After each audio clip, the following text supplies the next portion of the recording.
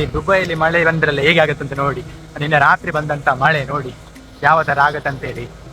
हे प्रभु हे हरि राम कृष्ण जगन्नाथ प्रेमानंदी ये क्या हो. ರೋಡ್ ತುಂಬಾ ನೀರು, ಯಾಕೆಂದ್ರೆ ಇಲ್ಲಿ ಡ್ರೈನೇಜ್ ಸಿಸ್ಟಮ್ ಇಲ್ಲ. ಸೊ ಅದಕ್ಕೋಸ್ಕರ ರೋಡಲ್ಲಿ ಫುಲ್ ನೀರು ತುಂಬುತ್ತೆ. ಮಾತ್ರ ನೀವೆಲ್ಲ ಅನ್ಕೊಳ್ಬೋದು ಡ್ರೈನೇಜ್ ಸಿಸ್ಟಮ್ ಇಲ್ಲ, ಅದಕ್ಕೆ ನೀರು ತೆಗಿಲಿಕ್ಕೆ ಏನು ಮಾಡ್ತಾರೆ ಯು ಎಲ್ಲಿ ಎಸ್ಪೆಷಲಿ ಯಾವ ಥರ ಇದು ಮಾಡ್ತಾರೆ ಅಂತ ನೋಡಿ. ಸೊ ನೀವೇನು ನೋಡ್ತಿದ್ದೀರಾ ಅದು ಡ್ರೈನಿಂಗ್ ಟ್ಯಾಂಕರ್ಸ್ ಮತ್ತು ಸೀವೇಜ್ ಟ್ಯಾಂಕರ್ಸ್ ಎಲ್ಲ. ಸೊ ಅದರಿಂದ ಅವರೆಲ್ಲ ನೀರನ್ನೆಲ್ಲ ಡ್ರೈ ಮಾಡ್ತಾರೆ.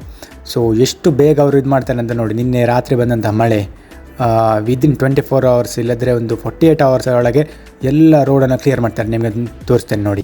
ಸೊ ಇವತ್ತು ನಾನು ಸೇಮ್ ಲೊಕೇಶನಲ್ಲಿ ಇದ್ದೇನೆ. 3 ಗಂಟೆ ಆಯಿತು. ನಿನ್ನೆ ಮಧ್ಯಾಹ್ನ ತನಕ ಸಂಜೆ ತನಕ ಮಳೆ ಇತ್ತು.